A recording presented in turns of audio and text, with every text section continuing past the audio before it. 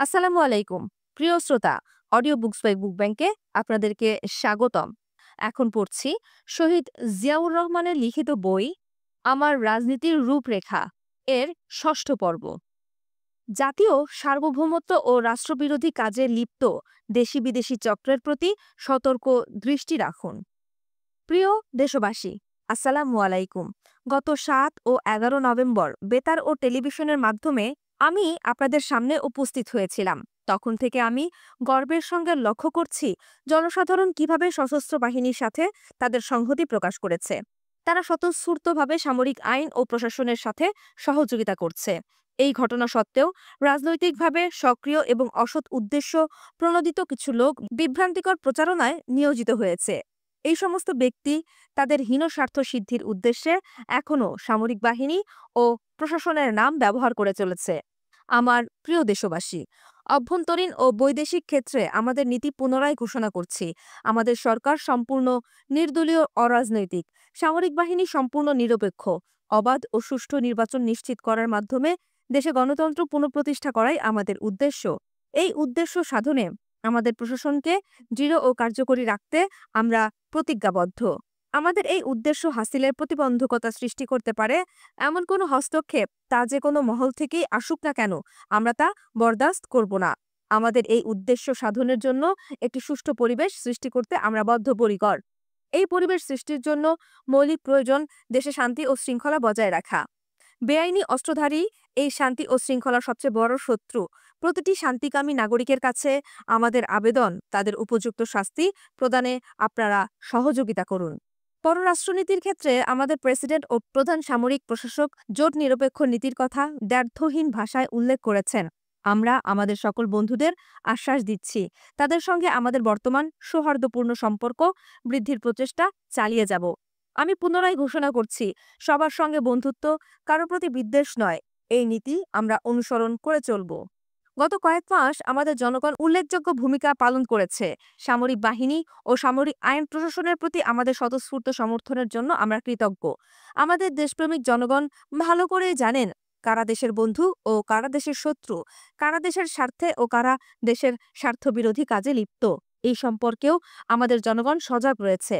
জনসাধারণের কাছে আমার আবেদন, যারা হিংসাত্মক ও নাশকতামূলক কাজে লিপ্ত এবং যে সমস্ত বহিঃশক্তি আমাদের ধ্বংস করার অপচেষ্টায় নিয়োজিত, তাদের উপর সতর্ক দৃষ্টি রাখুন। আমাদের অঙ্গীকার পালনের প্রথমেই পদক্ষেপ হিসেবে আমরা অনেক রাজবন্দীদের মুক্তি দিয়েছি এবং আরও অনেকে পর্যায়ক্রমে মুক্তি পাবে। কিন্তু দুর্ভাগ্যের বিষয়, কোনো কোনো মহল আমাদের এই সদিচ্ছাকে দুর্বলতা বলে ধরে নিয়েছে এবং আমাদের সদিচ্ছাকে নস্যাৎ করার জন্য তৎপর হয়ে উঠেছে। সাধারণ নির্বাচন অনুষ্ঠানের প্রচেষ্টাকে বানচাল করার জন্য তারা তাদের উদ্দেশ্য প্রকাশ্যে ব্যক্ত করেছেন। নির্বাচন অনুষ্ঠানের সময়সীমা নির্ধারণ করা হয়েছে। কোনো কোনো মহল তাদের অতীব হীন কার্যকলাপের কথা ভুলে গিয়ে দেশের সার্বভৌমত্ব বিরোধী চক্রের প্রসঙ্গে তা মেলানোর চেষ্টায় লিপ্ত। বহিঃশক্তির সহায়তায় এই মহল পুনরায় তৎপর হওয়ার সুস্পষ্ট আভাস দিয়েছে। প্রিয় দেশবাসী, এরা কারা আমাদের তা বলে দিতে হবে না।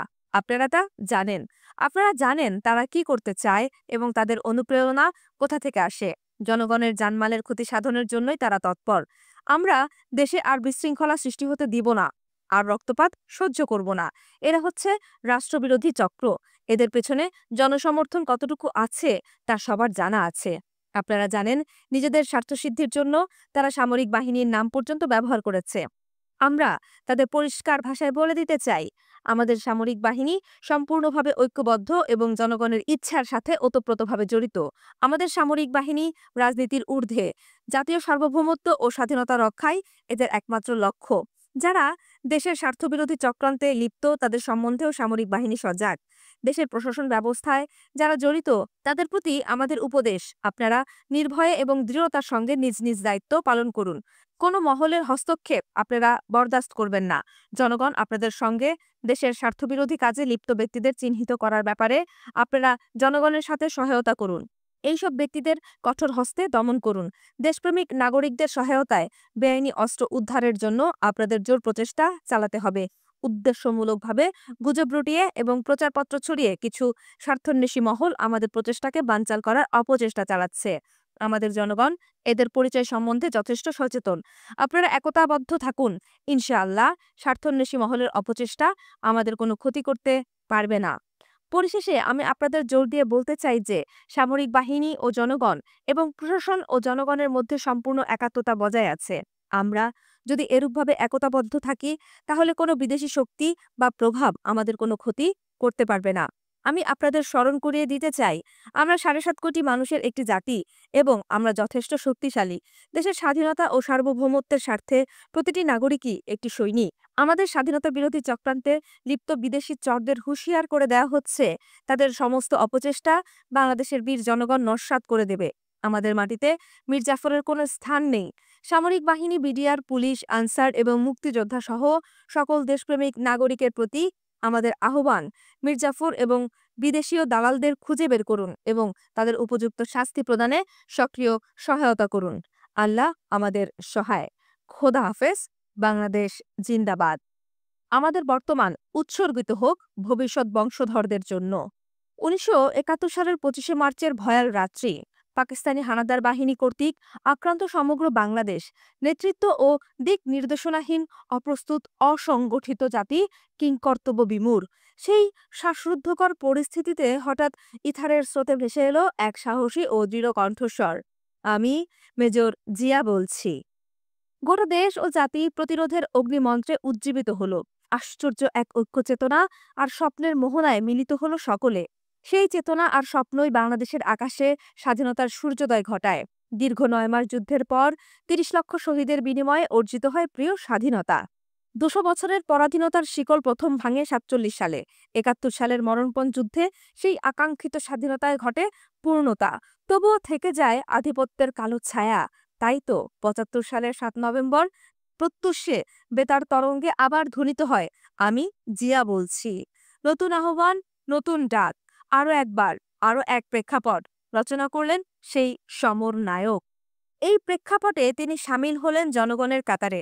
আধিপত্যের বিরুদ্ধে জনপ্রতিরোধের নায়ক হিসেবে এসে দাঁড়ালেন সমগ্র জাতির সঙ্গে।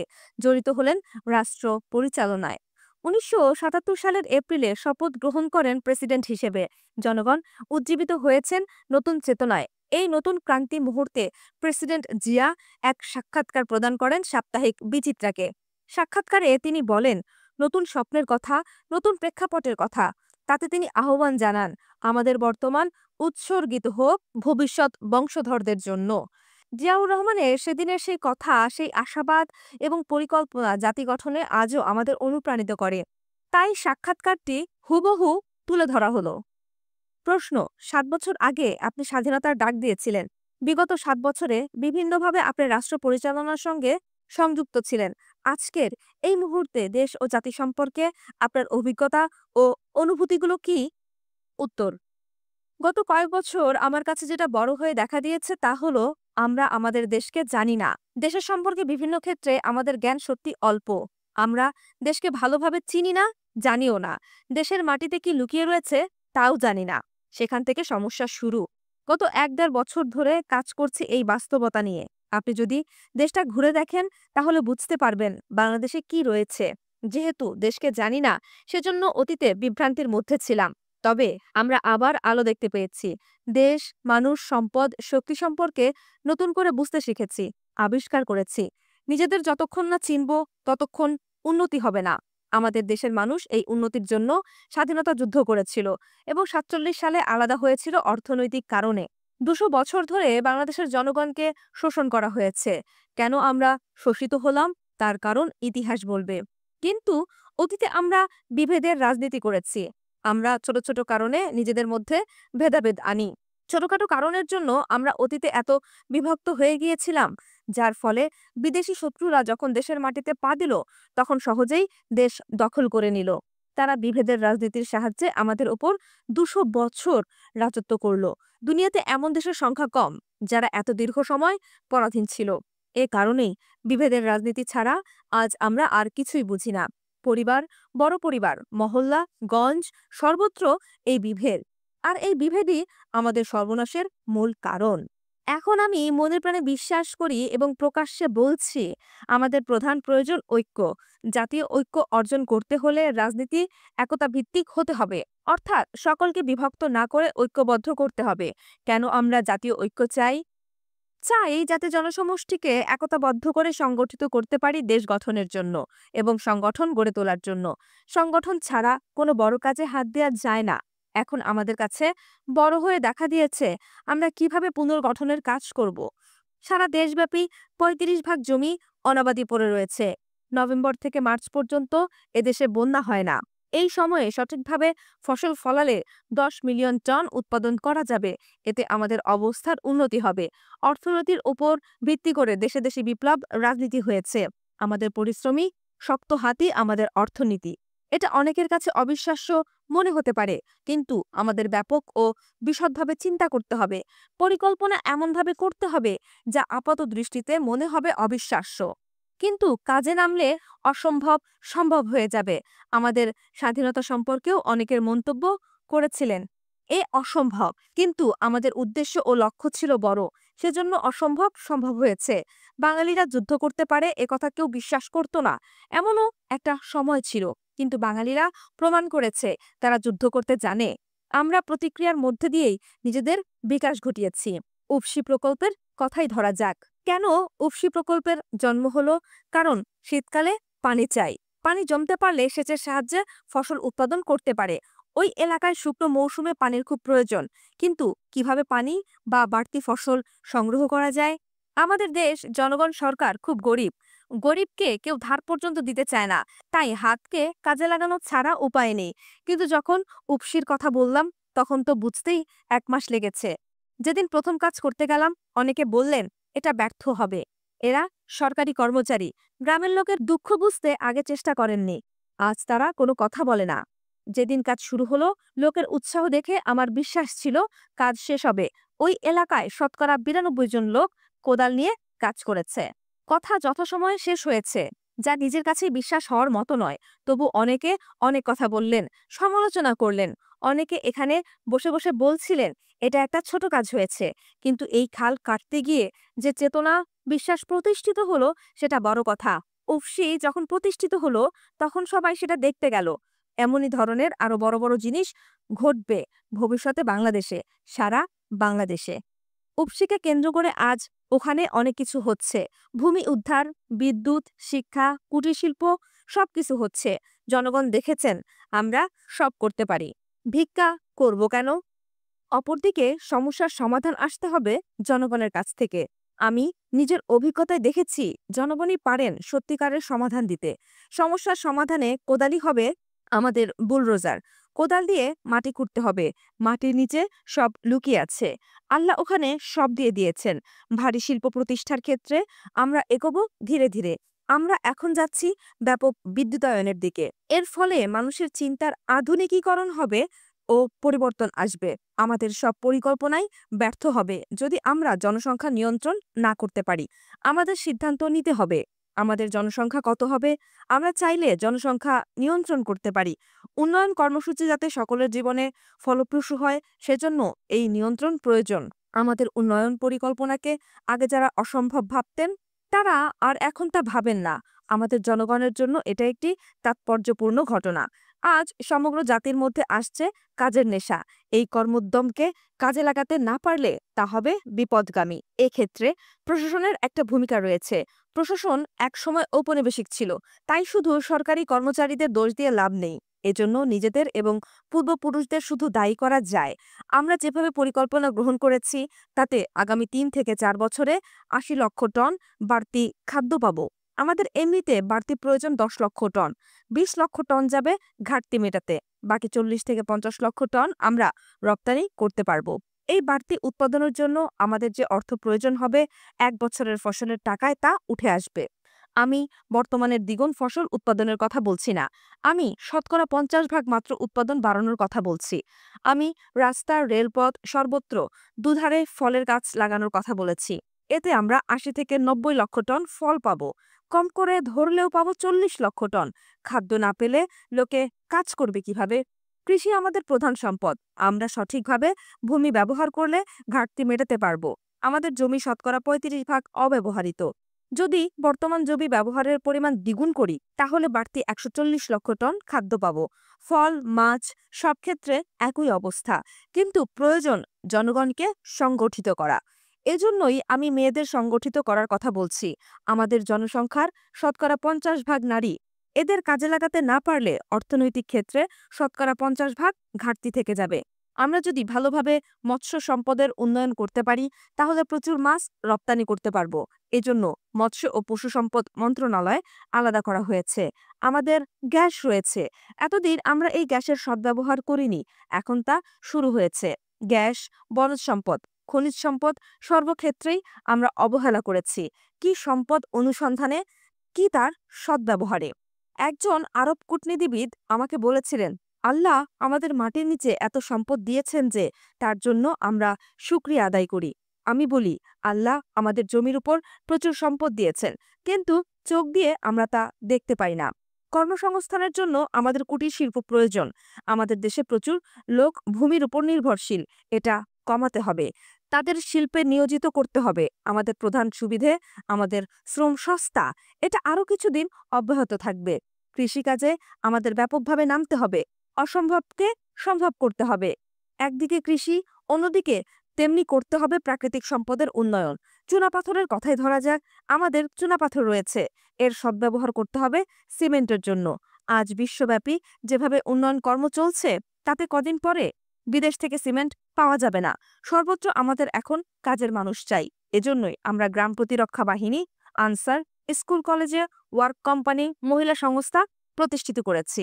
এগুলো সাফল্যমণ্ডিত হয়েছে। এখন প্রয়োজন শুধু নেতৃত্বের।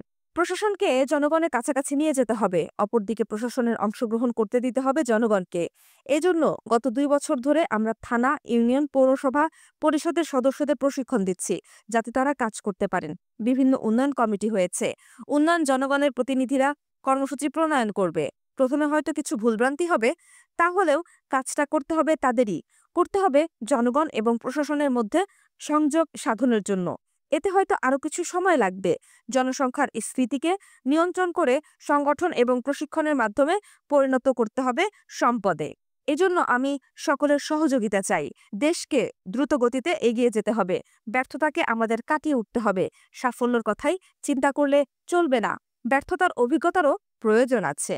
প্রশ্ন: ভূমি সংস্কার ভিন্ন কৃষি উন্নয়ন সম্ভব নয়, কিন্তু পুরনো প্রশাসন অথবা শুধু অর্ডিন্যান্সের মাধ্যমে ভূমি সংস্কার সম্ভব নয়। প্রয়োজন সংগঠিত কর্মী বাহিনী। এই প্রেক্ষিতে আপনি কি চিন্তাভাবনা করেছেন? উত্তর: অতীতে বিশৃঙ্খলভাবে ভূমি সংস্কারের চেষ্টা হয়েছে। রাজনৈতিক স্বার্থসিদ্ধির জন্য অর্ডিন্যান্স জারি করা হয়েছে। এই জটিল সমস্যাকে আমরা বর্তমানে পরীক্ষা করে দেখেছি। এজন্য ভূমি প্রশাসন ও ভূমি সংস্কার মন্ত্রণালয়কে আলাদা করা হয়েছে। বাস্তবভিত্তিক ভূমি সংস্কার করতে হবে যাতে তা জনগণের কাছে গ্রহণযোগ্য হয়। আলাপ আলোচনার মাধ্যমে আমাদের সঠিক সমাধানে পৌঁছাতে হবে। ভূমি সমস্যা সম্পর্কে জরিপ রিপোর্ট জনসম্মুখে প্রকাশ করা হবে। এই রিপোর্ট ভবিষ্যতে সময়মতো বাস্তবায়িত করা হবে যাতে ভূমি ব্যবহার সর্বাধিক হয়। এতে আমরা বহুমুখী ফল পাব। বিদেশিরাও এই ব্যাপারে আমাদের সঙ্গে একমত। তারাও মনে করেন আমাদের দেশে ২ থেকে ৩ গুণ বেশি ফসল ফলানো সম্ভব।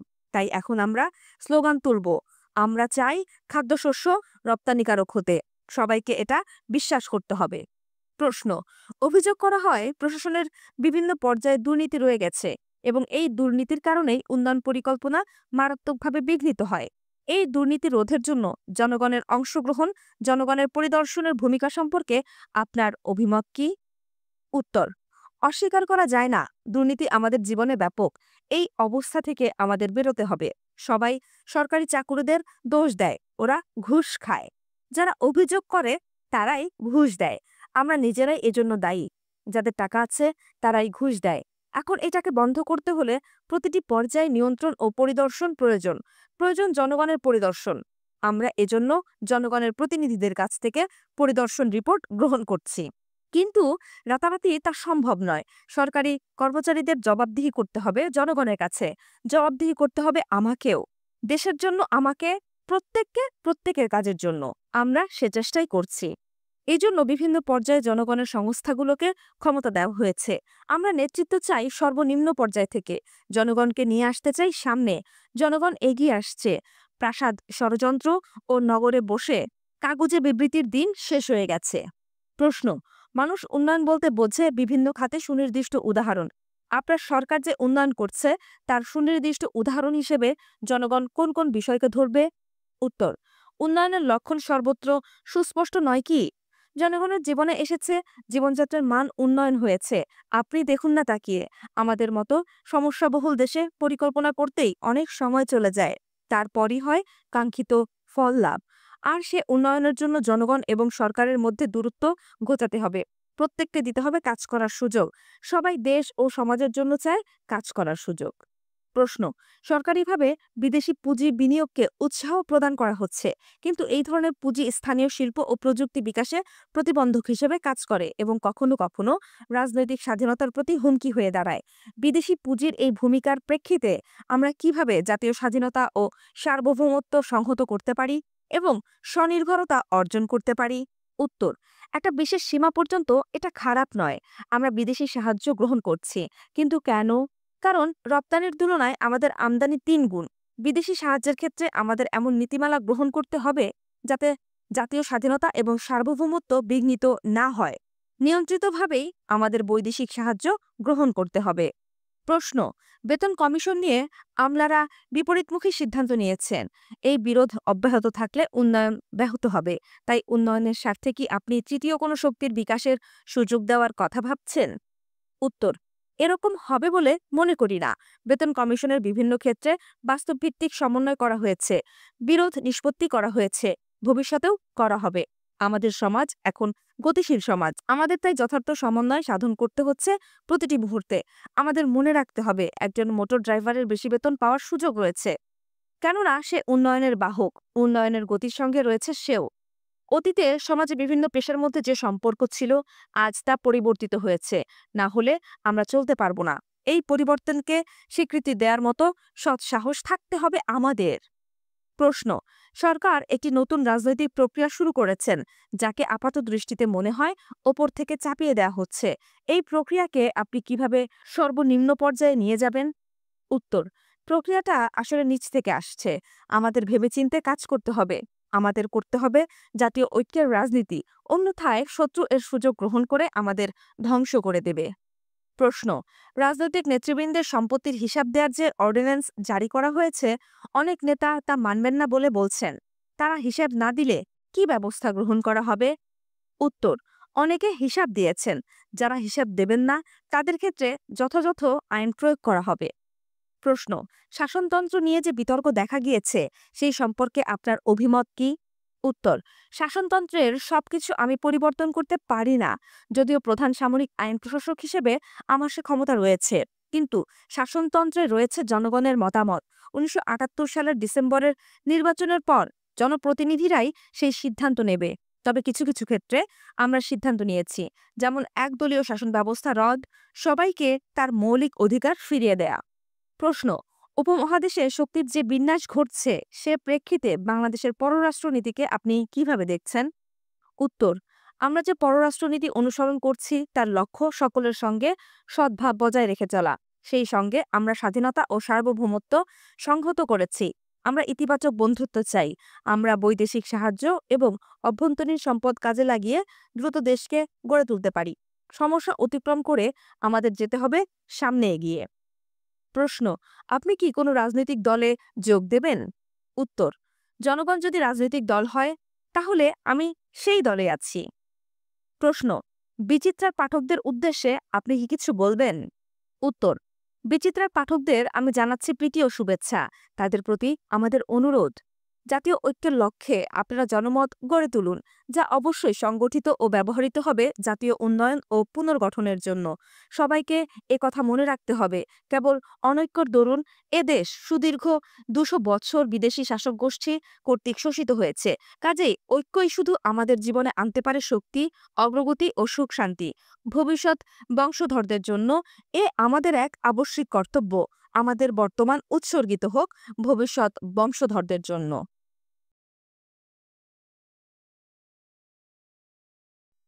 আমার ডায়েরি থেকে এবং প্রশিক্ষণ বিষয়ক কিছু নমুনা, এই দুটি পরিচ্ছেদ আমরা এখানে পড়তে পারছি না, কারণ এই পরিচ্ছেদ দুটি শহীদ জিয়াউর রহমানের নিজের ডায়েরি থেকে তুলে দিয়েছেন, যা পড়তেই পারছি না। চলুন পরবর্তী পরিচ্ছেদ শুরু করি। জিয়ার ১৯ দফা কর্মসূচি ও দেশ পুনর্গঠনের ডাক। শহীদ জিয়ার মূল লক্ষ্য বাংলাদেশ জাতীয়তাবাদকে সামনে রেখে সমস্ত কর্মকাণ্ড এবং তারই প্রতিফলন দেখতে পাই জিয়ার ১৯ দফা কর্মসূচির মধ্যে, যাকে বলা যায় প্রেসিডেন্ট জিয়ার ১৯ দফার বাস্তবায়নই জাতির উন্নয়ন ও জনগণের আশা আকাঙ্ক্ষার প্রতিফলন। এটি এপ্রিল ১৯৭৭ সালে জিয়া কর্তৃক প্রণীত। ১. সর্বতোভাবে দেশের স্বাধীনতা, অখণ্ডতা ও সার্বভৌমত্ব রক্ষা করা। ২. শাসনতন্ত্রের ৪টি মূলনীতি, অর্থাৎ সর্বশক্তিমান আল্লাহর প্রতি সর্বাত্মক বিশ্বাস ও আস্থা, গণতন্ত্র, জাতীয়তাবাদ এবং সামাজিক ও অর্থনৈতিক ন্যায় বিচারের সমাজতন্ত্র জাতীয় জীবনের সর্বস্তরে প্রতিফলিত করা। ৩. সর্ব উপায়ে নিজেদেরকে একটি আত্মনির্ভরশীল জাতি হিসেবে গড়ে তোলা। ৪. প্রশাসনের সর্বস্তরের উন্নয়ন কার্যক্রম এবং আইনশৃঙ্খলা রক্ষার ব্যাপারে জনসাধারণের অংশগ্রহণ নিশ্চিত করা। ৫. সর্বোচ্চ অগ্রাধিকারের ভিত্তিতে কৃষি উন্নয়নের মাধ্যমে গ্রামীণ তথা জাতীয় অর্থনীতিকে জোরদার করা। ৬. দেশকে খাদ্যে স্বয়ংসম্পূর্ণ করা এবং কেউ যেন ভুখা না থাকে তার ব্যবস্থা করা। ৭. দেশে কাপড়ের উৎপাদন বাড়িয়ে সকলের জন্য অন্তত মোটা কাপড় সরবরাহ নিশ্চিত করা। ৮. কোনো নাগরিক যেন গৃহহীন না থাকে তার যথাসম্ভব ব্যবস্থা করা। ৯. দেশকে নিরক্ষরতার অভিশাপ থেকে মুক্ত করা। ১০. সকল দেশবাসীর জন্য ন্যূনতম চিকিৎসার বন্দোবস্ত করা। ১১. সমাজে নারীর যথাযোগ্য মর্যাদা প্রতিষ্ঠা করা এবং যুব সমাজকে সুসংহত করে জাতি গঠনে উদ্বুদ্ধ করা। ১২. দেশের অর্থনৈতিক উন্নয়নে বেসরকারি খাতে প্রয়োজনীয় উৎসাহ দান। ১৩. শ্রমিকদের অবস্থার উন্নতি সাধন এবং উৎপাদন বৃদ্ধির স্বার্থে সুস্থ শ্রমিক মালিক সম্পর্ক গড়ে তোলা। ১৪. সরকারি চাকরিজীবীদের মধ্যে জনসেবা ও দেশ গঠনের মনোবৃত্তি উৎসাহিত করা এবং তাদের আর্থিক অবস্থা উন্নয়ন করা। ১৫. জনসংখ্যা বিস্ফোরণ রোধ করা। ১৬. সকল বিদেশি রাষ্ট্রের সাথে সমতার ভিত্তিতে বন্ধুত্ব গড়ে তোলা এবং মুসলিম দেশগুলোর সাথে সম্পর্ক বিশেষ জোরদার করা। ১৭. প্রশাসন এবং উন্নয়ন ব্যবস্থা বিকেন্দ্রীকরণ এবং স্থানীয় সরকারকে শক্তিশালী করা। ১৮. দুর্নীতিমুক্ত ন্যায় নীতিভিত্তিক সমাজ ব্যবস্থা কায়েম করা। ১৯. ধর্ম, বর্ণ, গোত্র নির্বিশেষে সকল নাগরিকের অধিকার পূর্ণ সংরক্ষণ করা এবং জাতীয় ঐক্য ও সংহতি সুদৃঢ় করা। আমি জিয়া বলছি। মেজর জিয়ার স্বাধীনতা ঘোষণা। কালুরঘাট অস্থায়ী ট্রান্সমিটিং থেকে প্রচারিত ২৭শে মার্চ স্বাধীনতার ঘোষণা।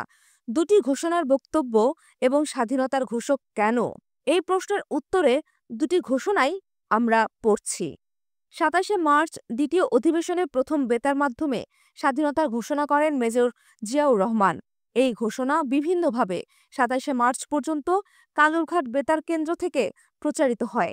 বর্তমানে নিহিত বঙ্গবন্ধু শেখ মুজিবুর রহমানের নেতৃত্বে বাংলাদেশ সরকার গঠনের কথাও তিনি ঘোষণায় উল্লেখ করেছেন। যদিও ১৯৭৫ সালে নিহত রাষ্ট্রপতি শেখ মুজিবুর রহমান পাক হানাদার বাহিনীর হাতে তখন বন্দী, তাই মেজর জিয়ার ঘোষণা তখন অত্যন্ত তাৎপর্যপূর্ণ ছিল, যখন বাংলার জনগণের মনোবল ভেঙে গেছে। এই ঘোষণা বাংলার মানুষের মনোবল চাঙ্গা করতে যথেষ্ট সাহায্য করেছে। ঘোষণাটি ইংরেজি এবং বাংলায় প্রচার করা হয়। মেজর জিয়াউর রহমানের ঘোষণার বাংলা অনুবাদ।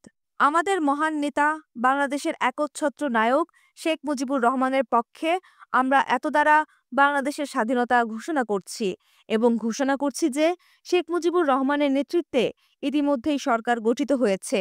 এত দ্বারা আরও ঘোষণা করছি যে শেখ মুজিবুর রহমানই বাংলাদেশের ৭.৫ কোটি মানুষ কর্তৃক নির্বাচিত প্রতিনিধিদের একমাত্র নেতা এবং তার নেতৃত্বাধীন স্বাধীন সার্বভৌম বাংলাদেশ রাষ্ট্র জনগণের একমাত্র বৈধ সরকার, যা আইনসম্মত এবং নিয়মতান্ত্রিকভাবে গঠিত হয়েছে এবং এই সরকার পৃথিবীর সব সরকার কর্তৃক স্বীকৃতি পাওয়ার যোগ্য। আমি আমাদের মহান নেতা শেখ মুজিবুর রহমানের পক্ষে পৃথিবীর সব গণতান্ত্রিক রাষ্ট্র, বিশেষ করে বৃহৎ শক্তিবর্গ ও প্রতিবেশী রাষ্ট্রসমূহের কাছে বাংলাদেশের বৈধ সরকারকে স্বীকৃতি দান এবং পাকিস্তানের দখলদার সামরিক বাহিনী কর্তৃক সংগঠিত ভয়াবহ হত্যাকাণ্ডকে বন্ধ করার উদ্দেশ্যে যথোপযুক্ত ব্যবস্থা গ্রহণের জন্য আবেদন জানাচ্ছি। সংখ্যাগরিষ্ঠ জনগণের বৈধভাবে নির্বাচিত প্রতিনিধিবর্গকে বিচ্ছিন্নতাবাদী হিসেবে চিহ্নিত করা একটি নির্মম তামাশা এবং সত্যের বরখেলাপ মাত্র, যার দ্বারা কারো বিভ্রান্ত হওয়া উচিত নয়। নতুন রাষ্ট্র পরিচালনার নীতি হবে প্রথম, নিরপেক্ষতা; দ্বিতীয়, শান্তি; এবং তৃতীয়, সবার সঙ্গে বন্ধুত্ব এবং কারো সঙ্গে শত্রুতা নয়। আল্লাহ আমাদের সহায় হন। জয় বাংলা। বিশেষ দ্রষ্টব্য: প্রথম, দ্বিতীয় ও তৃতীয় ঘোষণা এই স্বাধীনতার ঘোষণা জিয়াউর রহমানের স্বকণ্ঠ বিনা বদ্ধকৃত টেপ থেকে নেওয়া। এটি প্রথম কি দ্বিতীয় ভাষণ তা এখনও বিতর্কিত, তবে তিনটি ঘোষণা প্রচারেরই প্রমাণ আছে। স্বাধীনতার ঘোষক কে, সে প্রশ্ন এখন অবান্তর। ২৭শে মার্চ বিশ্ববাসীর সাথে মুক্তিপাগল বাঙালিরা যে কণ্ঠটি প্রথম বেতার তরঙ্গে ভেসে আসতে শোনে, তা মেজর জিয়া কর্তৃক লেখা এবং ভাষণটি তিনিই স্বকণ্ঠে ঘোষণা করেন। মুক্তিযোদ্ধা কল্যাণ ট্রাস্ট কর্তৃক একটি ফুলকে বাঁচাবো বলে যে স্বাধীন বাংলা বেতার কেন্দ্র থেকে প্রচারিত অনুষ্ঠানের অডিও ক্যাসেট প্রকাশ করেছে, এই ঘোষণার সত্যতা তারই উজ্জ্বল প্রমাণ। মেজর জিয়ার স্বাধীনতা ঘোষণা ২৭শে March ১৯৭১। 1. I, Major Jia, Professional Commander-in-Chief of the Bengal Liberation Army, hereby proclaims, on behalf of Sheikh Mujibur Rahman, the independence of Bangladesh. 2. I also declare we have already formed a sovereign legal government under Sheikh Mujibur Rahman, which will of function as per law and the Constitution. 3. The new democratic government is committed to a policy of non-alignment in international relations. It will seal friendship with all nations and strive for international peace. 4. I appeal to all governments to mobilize public opinion in their respective countries against the brutal in Bangladesh. 5. The government under Sheikh Mujibur Rahman of Bangladesh and is initial to recognition from all democratic nations of the world. জাতিসংঘের সাধারণ পরিষদের গুরুত্বপূর্ণ ১০ দফা প্রস্তাবের ওপর ভাষণ ১। শহীদ জিয়াউর রহমানের কর্তৃক প্রদত্ত আন্তর্জাতিক সংস্থা রাষ্ট্রপুঞ্জের এই ভাষণটি যথেষ্ট গুরুত্বপূর্ণ, যা তৃতীয় বিশ্বের দেশগুলো সানন্দে গ্রহণ করেছিল। ১০ দফা প্রস্তাব রেখে জিয়ার দেয়া সেই ভাষণটি এখানে দেয়া হলো।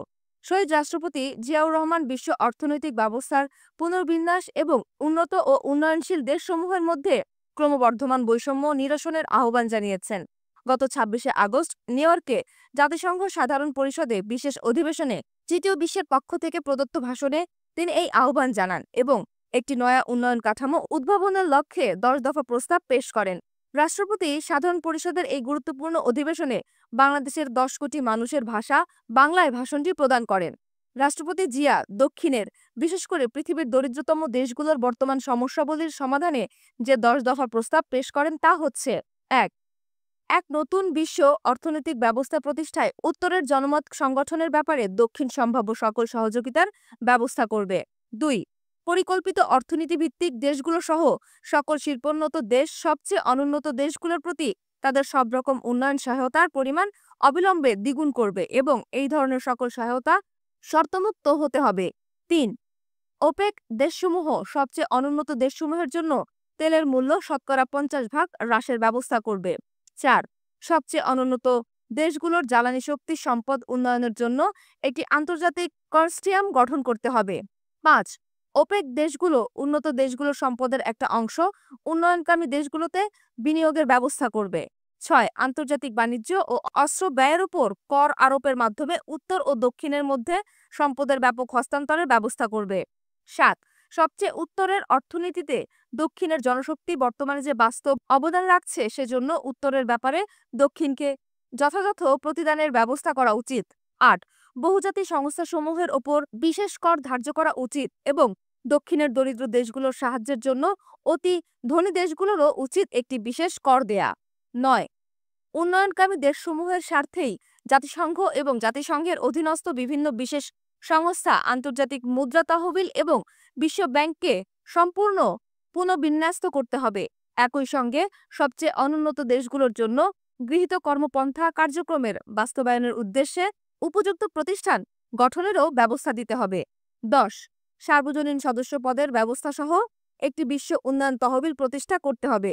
বিশ্বব্যাপী কর আরোপের মাধ্যমে সংগৃহীত অর্থ এই তহবিলে জমা হবে এবং এই অর্থের যথাযথ বরাদ্দ ও ব্যবহার হবে এর দায়িত্ব।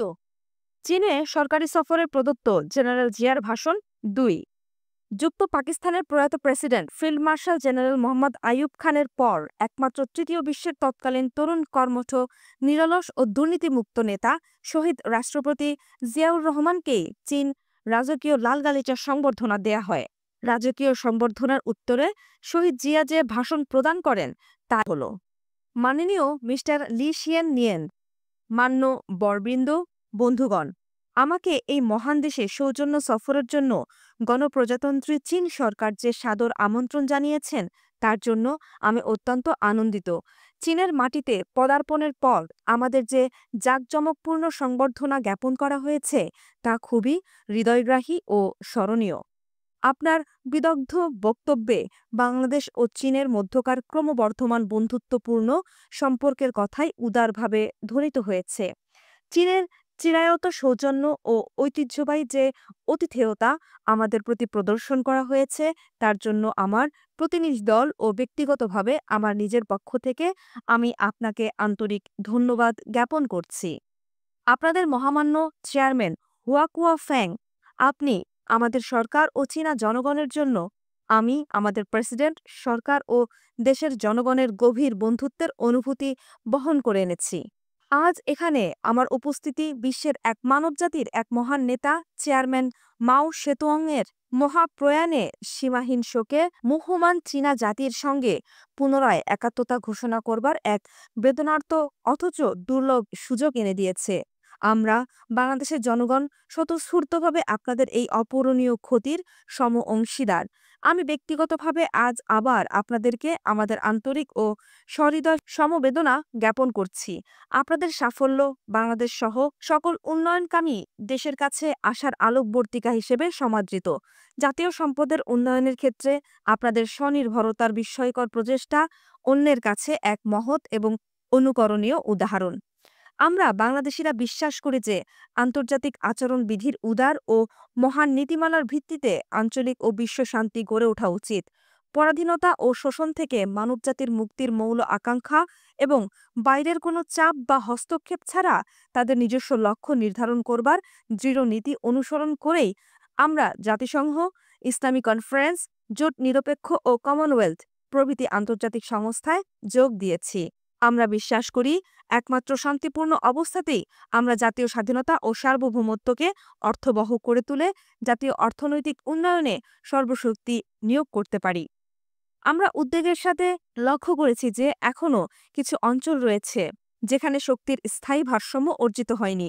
মধ্যপ্রাচ্যে বিরাজমান অবস্থা এশিয়ার শান্তির প্রতি হুমকিস্বরূপ। আমরা বিশ্বাস করি যে দখলকৃত সমস্ত আরব এলাকা থেকে ইসরায়েলি অপসারণ, প্যালেস্টাইনিদের জন্মগত অধিকারের স্বীকৃতি ও স্বাধীন প্যালেস্টাইন রাষ্ট্র গঠনের মাধ্যমে মধ্যপ্রাচ্য স্থায়ী শান্তির প্রতিষ্ঠিত হতে পারে। দক্ষিণ আফ্রিকার সংখ্যালঘু বর্ণবাদী শাসক গোষ্ঠী জিম্বাবুয়ে, নামিবিয়া ও দক্ষিণ আফ্রিকার সংখ্যাগরিষ্ঠ জনগণের বৈধ অধিকার পদদলিত করে দক্ষিণ আফ্রিকাতে প্রচণ্ড উত্তেজনা ও দ্বন্দ্বের সৃষ্টি করেছে। ইতিহাস কথা বারবার প্রমাণ করেছে যে অধিকার সচেতন জনগণের আত্মনিয়ন্ত্রণ অধিকার কেউ দাবিয়ে রাখতে পারে না। যতদিন পর্যন্ত না বর্ণবাদী শাসক গোষ্ঠী সেই দেশের বৈধ প্রতিনিধিদের কাছে ক্ষমতা হস্তান্তর করবে না, ততদিন জনতার সংগ্রাম চলবেই। ভারত মহাসাগরকে শান্তির এলাকা ঘোষণা করার নীতিতে আমরা বিশ্বাসী। এই বিশ্বাসকে অর্থবহ ও দৃঢ় করবার জন্য উপকূলীয় ও পশ্চাৎভূমির দেশগুলিকে পরস্পরের বিরুদ্ধে ভীতি প্রদর্শন অথবা শক্তি প্রয়োগের নীতি পরিহার করতে হবে। ইতিহাসের ধারায় আমরা পিছিয়ে থাকলেও দক্ষিণ এশীয় উপমহাদেশের অপরাপর দেশের সঙ্গে স্থায়ী শান্তি, স্থিতিশীলতা ও সৌহার্দ্যপূর্ণ সম্পর্ক স্থাপনে আমরা বদ্ধপরিকর। কেবলমাত্র এ পরিবেশেই ক্ষুধা, রোগ, নিরক্ষরতা এবং বেকার সমস্যার মতো মারাত্মক সমস্যাদের মোকাবিলায় আমাদের ঘনিষ্ঠ প্রতিবেশী রাষ্ট্রসমূহের সঙ্গে পারস্পরিক শ্রদ্ধার ভিত্তিতে সমতা, স্বাধীনতা ও একে অপরের অভ্যন্তরীণ ব্যাপারে হস্তক্ষেপ না করবার নীতি অনুসরণ করে চলেছি। উপমহাদেশের ঘটনা প্রবাহের ঘাত প্রতিঘাত আমাদের সার্বভৌমত্বকে সুদৃঢ় এবং আমাদের বাস্তব ও যথার্থ স্বাধীনতাকে সুসংহত করবার সংকল্প থেকে নিবৃত্ত করতে পারেনি। বহু মূল্যবান জীবনের ক্ষতি, সীমান্ত এলাকার অধিবাসীদের সমূহ বিপর্যয়, এমনকি গঙ্গার পানির গতি পরিবর্তনের ফলে সৃষ্ট জনগণের অশেষ দুঃখ দুর্দশা সত্ত্বেও আমরা এ নীতিতে অবিচল রয়েছি। সমতা ও ন্যায় বিচারের ভিত্তিতে আমরা এসব সমস্যার সমাধান করতে আগ্রহী এবং প্রতিবেশীর সঙ্গে আলাপ আলোচনা চালিয়ে যাওয়ার আশা রাখি। বাংলাদেশ একটি নতুন আন্তর্জাতিক অর্থনৈতিক ব্যবস্থা প্রবর্তনে তৃতীয় বিশ্বের দেশসমূহের ন্যায়সঙ্গত প্রচেষ্টাকে সমর্থন করে। আমরা স্বনির্ভরতার ঈপ্সিত লক্ষ্যে পৌঁছাতে দৃঢ়প্রতিজ্ঞ। এই উদ্দেশ্যে আমাদের উন্নয়ন নীতির লক্ষ্য পুনর্বিন্যাস করে বিভিন্ন কার্যক্রম গ্রহণ করেছি। স্বনির্ভরতার জাতীয় পরিবেশ সৃষ্টিতে সহায়ক এই কর্মধারা অর্থনৈতিক কার্যক্রমে প্রাণ সঞ্চার করেছে, মুদ্রাস্ফীতি রোধ করেছে। মুদ্রা ব্যবস্থা এখন অধিকতর নিয়ন্ত্রিত। অত্যাবশ্যক দ্রব্যাদি জনগণ আগের চেয়ে কম দামে পাচ্ছে। আপনাদের মহান দেশকে আমরা আমাদের ঘনিষ্ঠ প্রতিবেশী বলে মনে করি। আমাদের দুদেশের কোনো সাধারণ সীমান্ত নেই বটে, কিন্তু রাষ্ট্র দুটির নিকটতম সীমানার ব্যবধান মাত্র কয়েক মাইল। বর্তমান জগতে দূরত্ব কোনো অলঙ্ঘনীয় প্রতিবন্ধক নয়, তবে নৈকট্য, পারস্পরিক সহযোগিতার নিশ্চিত সহায়ক। আমাদের দুদেশের মধ্যে কূটনৈতিক সম্পর্ক নতুন হলেও জনগণের বন্ধুত্ব হাজার বছরের। মহান চীনা পরিব্রাজক হিউয়েন সাং সপ্তম শতাব্দীতে বাংলাদেশ সফর করেন। হাজার বছরের অধিককালে এ যোগাযোগ নিরবিচ্ছিন্ন, মৈত্রী ও বন্ধুত্বের সুনিবিড় বন্ধনে ভাস্বর। উদ্দেশ্য ও লক্ষ্যের অভিন্নতা আজ সেই ভৌগোলিক ও ঐতিহাসিক কারণগুলিকে আরও শক্তিশালী করেছে। নব্য চীনকে ব্যক্তিগতভাবে জানার যে সুযোগ আমাদের দেয়া হয়েছে, তা আমার ও প্রতিনিধি দলের অন্যান্য সদস্যের জন্য বিশেষ তাৎপর্যপূর্ণ। আশা করি এই সফরকালে ফলপ্রসূ আলোচনা হবে এবং পারস্পরিক অভিজ্ঞতা বিনিময়ের মাধ্যমে আমরা লাভবান হব। এজন্য আমরা আবার আপনাকে এবং চীনা সরকার ও জনগণকে আন্তরিক ধন্যবাদ জানাই। মান্যবর ও বন্ধুগণ, বাংলাদেশ ও চীনের দ্রুত বিকাশমান ও সুদৃঢ় বন্ধুত্ব কামনা করে আপনাদের স্বাস্থ্যপানে আমন্ত্রণ জানাচ্ছি। চীনের বন্ধু প্রিয়ম জনগণের অব্যাহত অগ্রগতি ও সমৃদ্ধি, মহামান্য চেয়ারম্যান হুয়া কুও ফেং এবং সম্মানিত লি শিয়েন নিয়েনের সুস্বাস্থ্য কামনা করি। সমাগত শ্রদ্ধেয় চীনা বন্ধুদের সুস্বাস্থ্য কামনা করি। কূটনৈতিক কমিশনসমূহের প্রধান ও তাদের সহকর্মীদের সুস্বাস্থ্য কামনা করি। এই শুভ সন্ধ্যায় উপস্থিত অন্যান্য অতিথিদের সুস্বাস্থ্য কামনা করি।